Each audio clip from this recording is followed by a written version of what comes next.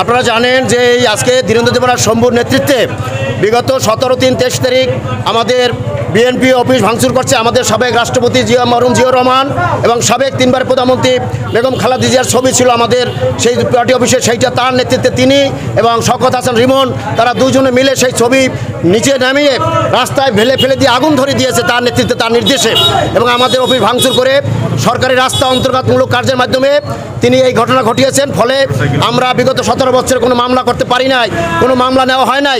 5ই আগস্টের এই আওয়ামী ফ্যাসিস্টের পতনের পর আমরা এই মামলা আমরা দায়ের করলে বরুণা থানা পুলিশ সেই মামলা তার বিরুদ্ধে গ্রহণ করেছেন এবং সেই মামলায় 1 নম্বর আসামি আপনারা জানেন তিনি ইতিমধ্যে ঢাকা 2টি খুন মামলা এবং দুর্নীতি মামলায় তিনি ঢাকা জেলে ছিলেন। তাকে এই মামলায় তাকে গ্রেপ্তার দেখানোর জন্য আইও প্রার্থনা করেছিলেন, সেই মর্মে আজকে তাকে উপস্থাপন করা হয়েছে এবং সেই মামলা তাকে গ্রেপ্তার দেখানোর পর তার পক্ষের আইনজীবীরা জামিনের প্রার্থনা করেছিলেন। আমরা রাষ্ট্রপক্ষ থেকে তার জামিনের বিরোধিতা করেছি এবং তার সম্পর্কে আমরা তার সুস্পষ্ট তার বিরুদ্ধে অভিযোগ আছে সেগুলো তুলে ধরেছি।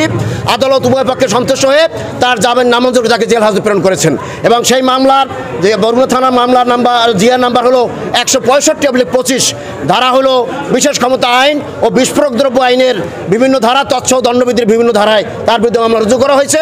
তিনি হলো এই মামলার 1 নম্বর আসামি। ধন্যবাদ সকলকে।